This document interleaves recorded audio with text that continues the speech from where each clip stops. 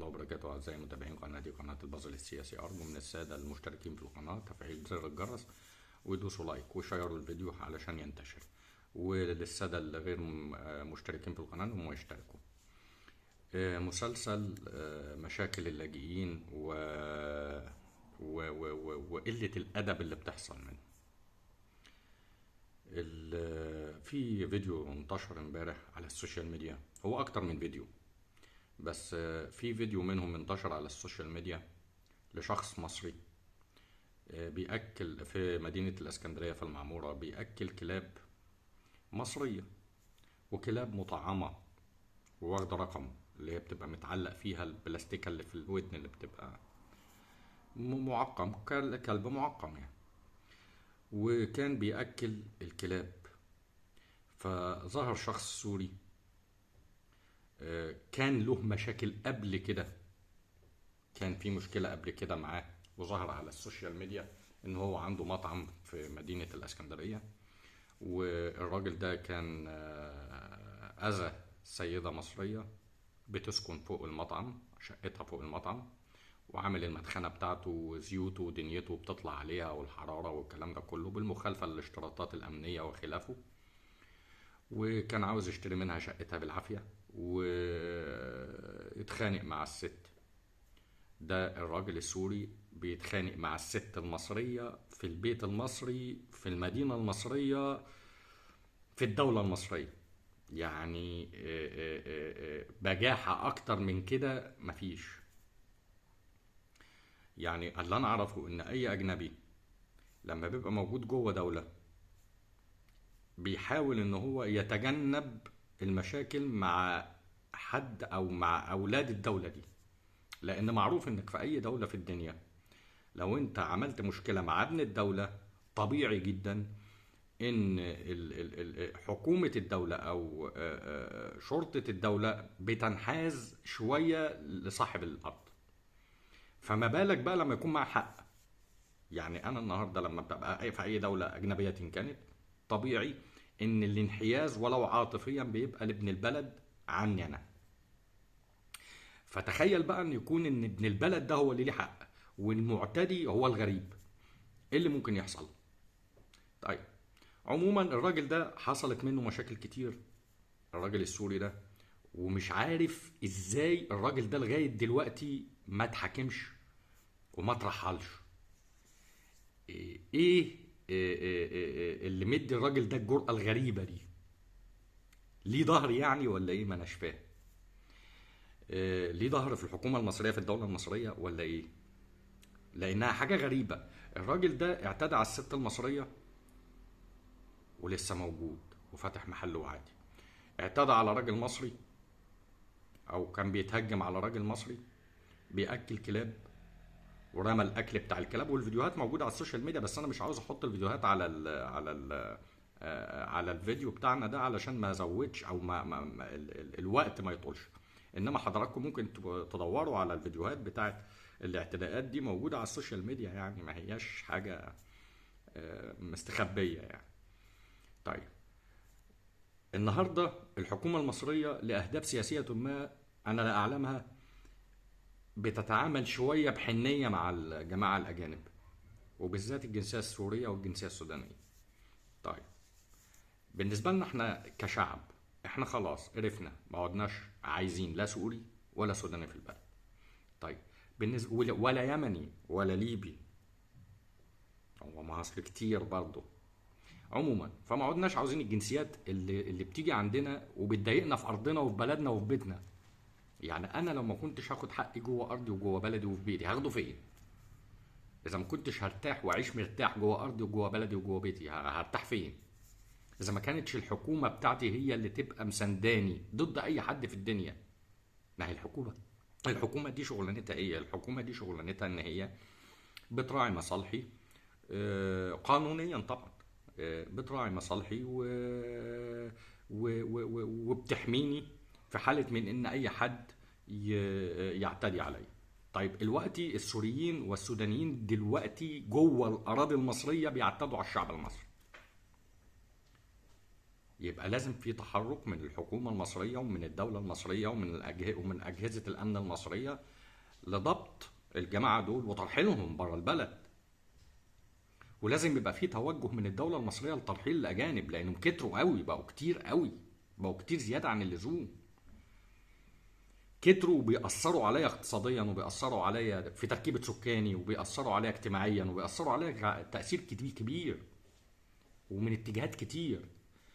يعني أنا النهاردة الجماعة السوريين دول لما قالوا، الجماعة السوريين لما قالوا شوية سعر الدولار انخفض، لأن هم كانوا بيبعتوا الدولارات، كانوا بيحولوا الفلوس المصري اللي بيشتغلوا بيها جوه مصر بيحولوها الدولار وبيطلعوها بره البلد. فهم اقتصاديا مؤذيين بالنسبة لي. يبقى انا كهدف اقتصادي او كعائد اقتصادي هو غير مجدي، وحتى مش مؤدب. قعدته جوه البلد بيتعب او بي بي بيعادي شعبي، وشعبي اللي هو صاحب الارض وصاحب المكان وصاحب مالك الارض دي رافض الراجل ده، رافض الراجل السوري ورافض الراجل السوداني ورافض الراجل اليمني ورافض الراجل الليبي. يبقى المفروض الحكومة تنحاز لإرادة الشعب في إنها ترحل الجماعة دول. أنا مش عايزهم. طيب الشعب بقى، الشعب إحنا كناس، بغض النظر عن الحكومة، ولنفترض إن الحكومة ليها أهداف سياسية ومش عاوزة ترحل،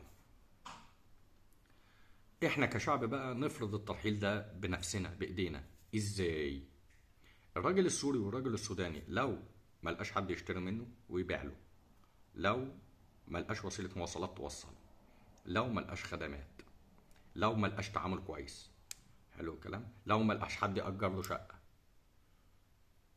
لو ملقاش حد يشتري له رقم تليفون، حياته جوه البلد هتبقى صعبة. اوتوماتيك هو هيمشي بدون بقى طلب الشيء ده من الحكومة. يعني ايه؟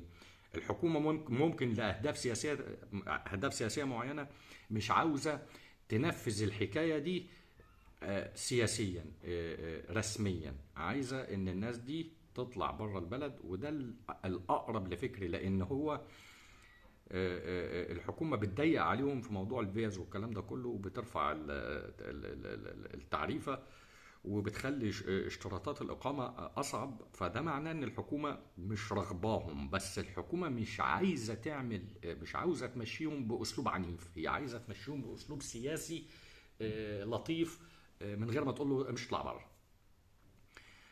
في المسائل اللي زي موجودة حاليا، أو في المشاكل اللي موجودة حاليا اللي ناتجة عن وجود الجماعة الأجانب اللاجئين اللي موجودين من سوريا والسودان واليمن والكلام ده كله، دي مشاكل لازم لها حل فوري وسريع. الطبطبة فيها وأسلوب الحل بالسياسة والعقل يمكن ما يكونش توقيته ده. يعني ممكن يكون حلو في توقيت تاني او في شكل تاني. انا عندي ازمه اقتصاديه وعندي شعب تعبان وعندي جماعه زي الجماعه السوريين عندهم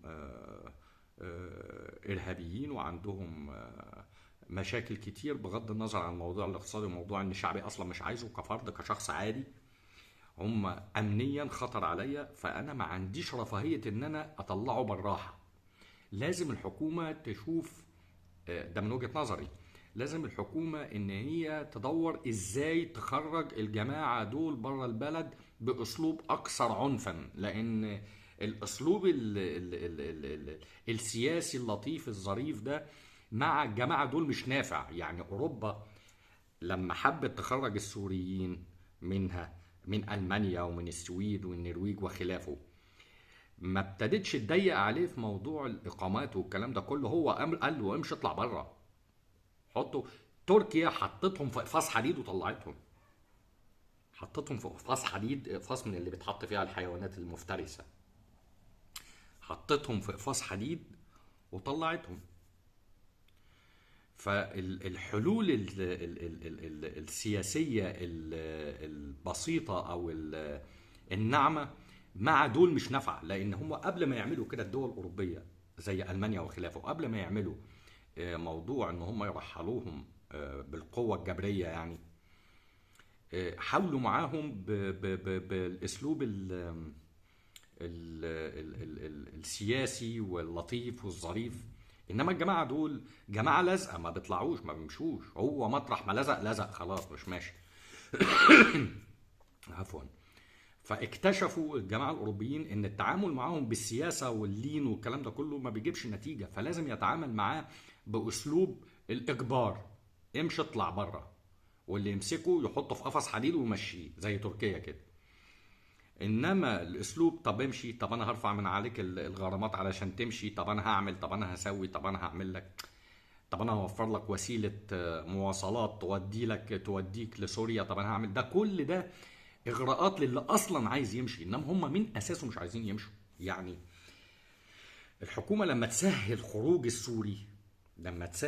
السوري بانها ترفع من عليه الغرامه، او انها توفر له وسائل مواصلات توديه بلده او ترجعه بلده،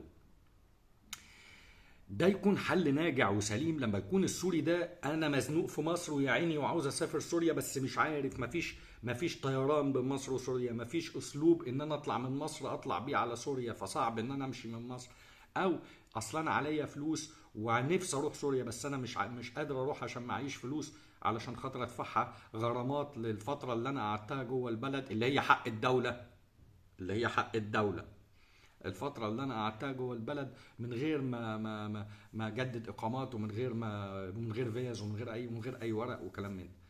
الكلام ده يبقى ناجح لما يكون الراجل ده فعلا عاوز يمشي. إنما اللي موجودين عندك حاليا أغلبهم معاهم فلوس أكتر من المصريين، لأن هم لما جم مصر هم جم مش لابسين شباشب أصلا. ولما جم مصر المصريين بطيبة قلبهم الزيادة عن اللزوم، والكلام ده مسجل، يعني حاجات مسجله عندي فيديوهات للكلام ده، لما كانوا بيشحطوا في الشوارع ويدوروا بالحلويات والكلام ده كله، ما جايين ما فيش خالص، لان هم دلوقتي يقول لك ده احنا جايين احنا مستثمرين. انا عندي 5 مليون مستثمر. انت لو عندك 5 مليون مستثمر ولا مليون مستثمر سوري، بلاش 5 علشان ما حدش يقول لي الرقم كبير، طب يا عم مليون. انت لو عندك مليون مستثمر سوري يعني هو اصله مستثمر جاي غني، يعني ده كان في بلده كان مستثمر، ده معنى كده سوريا دي كانت امريكا ايه، سويسرا. لما يبقى طالع منها لمصر بس مليون مستثمر، الناس جايه معاها فلوسها ومليون مستثمر، ليه؟ امال هو كان ايه يعني؟ كانت سوريا دي شكلها ايه؟ لما يبقى راجل مستثمر جاي من سوريا، يعني راجل جاي بفلوسه وكان فاتح مصانع هناك وجاي يفتح عندنا هنا، ولا كان فاتح شركات هناك وجاي يفتح عندنا هنا. ده سوريا دي بقى كانت لا السعوديه ولا الكويت ولا الامارات ولا لا ولا دبي ولا الكلام ده. سوريا دي كانت سويسرا الشرق الاوسط. مفيش الكلام ده. الناس دي كانت جايه معهاش فلوس تاكل وتشرب وتسكن. جه المصريين دخلوهم، وفيديوهات كتير قوي الناس مصريين بيتكلموا، وناس انا في فيديوهات لسوريين بيسرحوا في الشوارع، ولغايه النهارده في منهم كتير مرمي على الارصفه. حلو. يعني لو حضراتكم بتنزلوا مدينه العبور ومدينه 6 اكتوبر، وبالذات مدينه العبور، في مدينه العبور تلاقيهم في الاحياء زي الاحياء اللي هي الشعبيه شويه اللي هي فيها تجمعات زي الحي الاول، تلاقيهم ملقحين في الشوارع.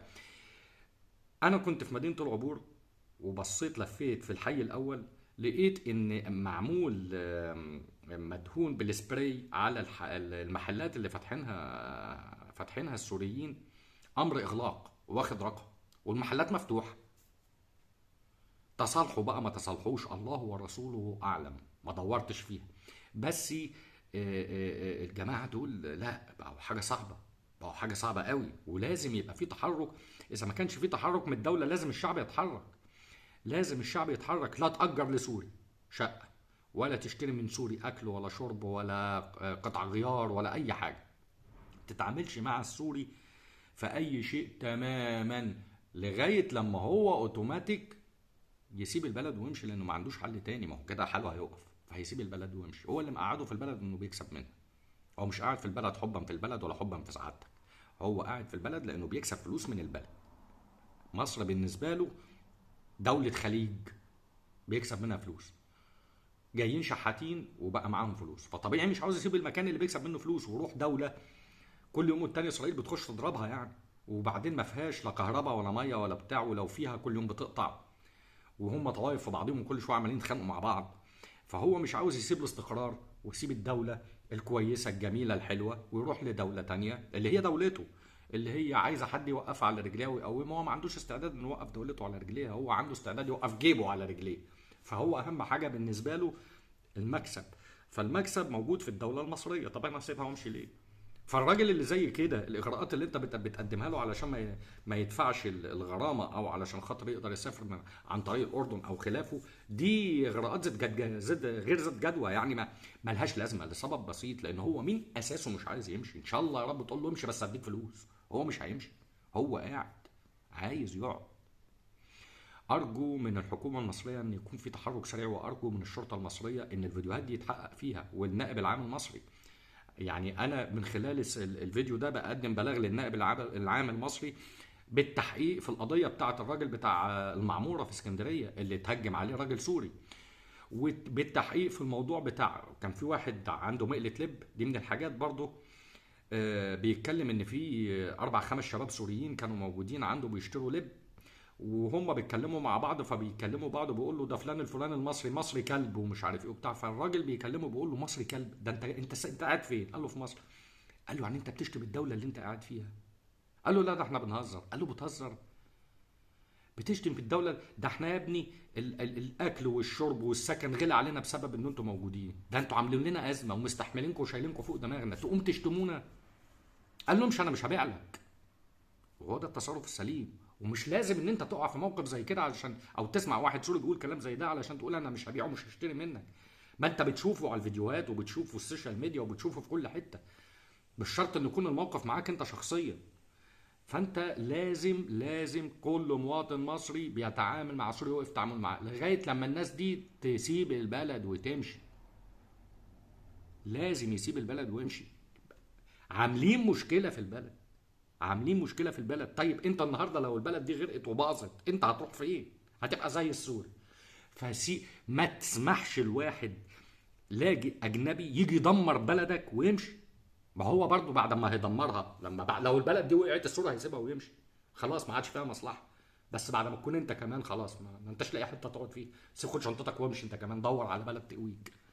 ما ينفعش. لازم الشعب المصري يتحرك ويشوف حل للمشكله دي. لازم الناس تبطل تتعامل مع الاجانب، لازم تبطل تتعامل مع الاجنبي، لان التعامل مع الاجنبي هو اللي مخليه قاعد جوه البلد. لازم تعمل له مشكله.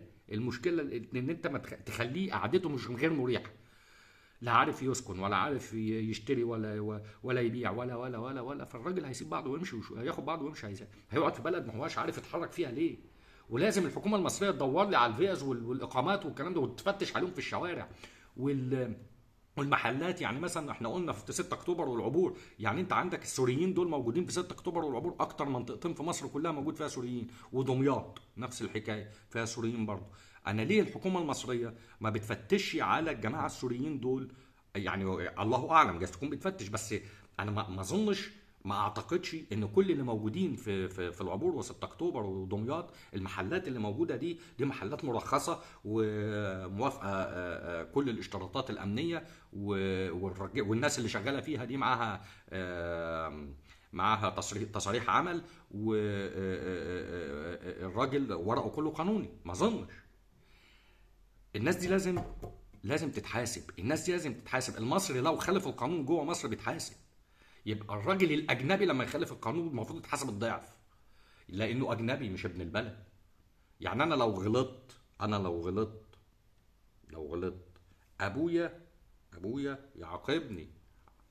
انما بقى لو واحد غريب غلط، يعني انا لما اغلط ابويا يعاقبني على غلطي. انما لما يكون واحد غريب غلط في بيتي، هطرده رسمي. واللي يقول غير كده يبقى راجل نايم على بطنه. راجل غريب دخل بيتي وشتمني وهزقني، هطرده. انا لو عملت اي غلط جوه بيت ابويا هيربيني، هيحبسني، هيضربني. انما لو اجنبي غريب، راجل غريب دخل جوه بيتي وشتمني في بيتي، هقلع الجزمه واديله بيها وهطرده. ارجو من الساده المشتركين انهم يشيروا الفيديو ده كتير علشان الكيل طفح. الاجانب اللي موجودين جوه مصر بالملايين دول لازم يطلعوا بره البلد، مدمريننا اقتصادي، وبيقولوا في حقنا كلام وحش، وبيتعاملوا معانا كانهم هم اصحاب البلد واحنا اللاجئين عندهم. وشكرا.